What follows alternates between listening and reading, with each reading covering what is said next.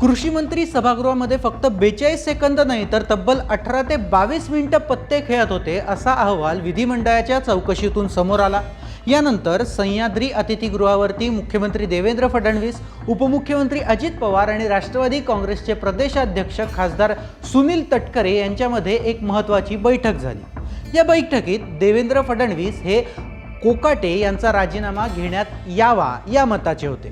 मात्र अजित पवार यांनी मुख्यमंत्र्यांकडे अशी विनंती केली की कोकाटे यांचा राजीनामा घेण्यात येऊ नये, त्याऐवजी खातं बदलण्यात यावं। राजीनामा घेण्याऐवजी अजित पवार यांनी हा डाव टाकला तर त्याचं कारण असं म्हटलं जातंय की माणिकराव कोकाटे हे एकटेच नाहीत ज्यांनी वादग्रस्त गोष्टी केल्या आहेत। अजित पवार यांच्या मंत्र्यांबरोबर एकनाथ शिंदे यांच्या पक्षातील अनेक नेते आहेत ज्यांचे वादग्रस्त कारनामे समोर आले।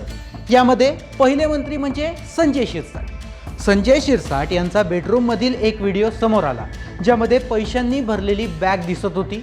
एवढंच नाही तर विट्स हॉटेल खरेदी व्यवहारात घोटाळा झाला असल्याचंही समोर आलं। दुसरा मंत्री योगेश कदम यांचा सावली डान्स बारचं प्रकरण समोर आलंय।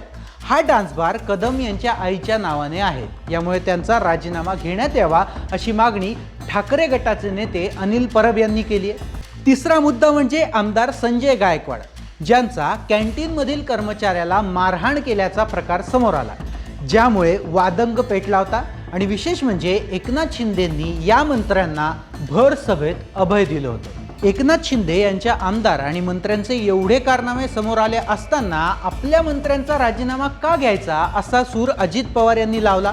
त्यामुळे अजित पवार यांच्या मंत्र्यांचे खातं बदल झालं आणि दबाव एकनाथ शिंदेंवर वाढला। कारण अजित पवार यांनी भलेही खाते बदल केले पण कारवाई तर केली असा मेसेज पोहोचला। त्यामुळे आता एकनाथ शिंदे यांच्या मंत्र्यांवर देखील कारवाई करण्यात यावी असा दबाव वाढत चालला।